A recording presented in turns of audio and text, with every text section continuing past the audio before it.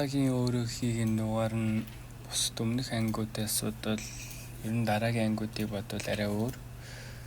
Ерөнхийдөө л зүгээр ажиллаягээ сууж байгаа би. Гэхдээ яг бичлэгийн төгсгөлд бас нэг өөрөө хийсэн юм байгаа.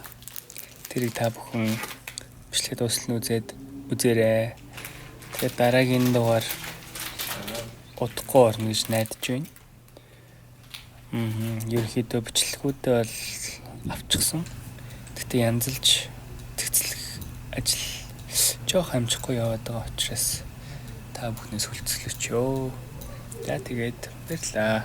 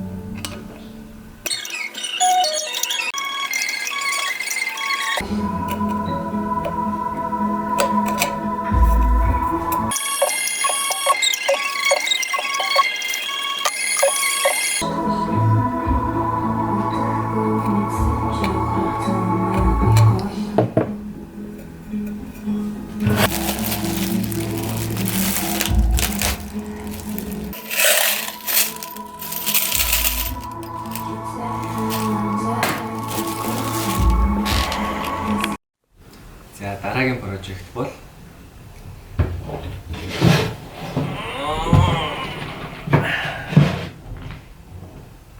энэ хайрцаг. За мэдээж манай ээж бичиг цаасны ажил хийдэг. Би хоёр дүүтэйг амьдардаг. Бид бүгдээрээ бичиг цаастай холбоотой айгүй их зүйлс хийдэг. Тэр цаас, тэр хог навшнууд хитрхийг хаваараад герман замбраагүй санагдаад байсан учраас ямарчсан би эндээ нэг хайрцаг хийгээд арай нэг зэгцтэй гэрт амьдрья гэсэн зорилготойгоор энэ хайрцаг хийсэн.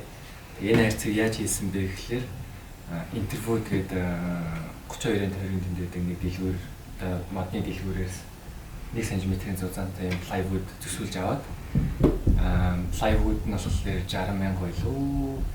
Тэгээд ер нь бол панер шүү. Монголоор бас бид панер гэж нэрлэдэг.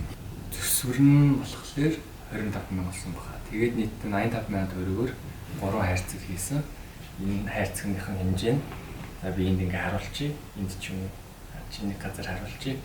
Тэгээд дугуйтай so яа тэгэл ийшээ зөвөл хавнаа тэгэл ашиглаж байна.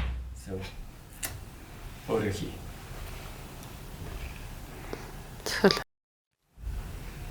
Тэгээд дараагийн прожект бол дараагийн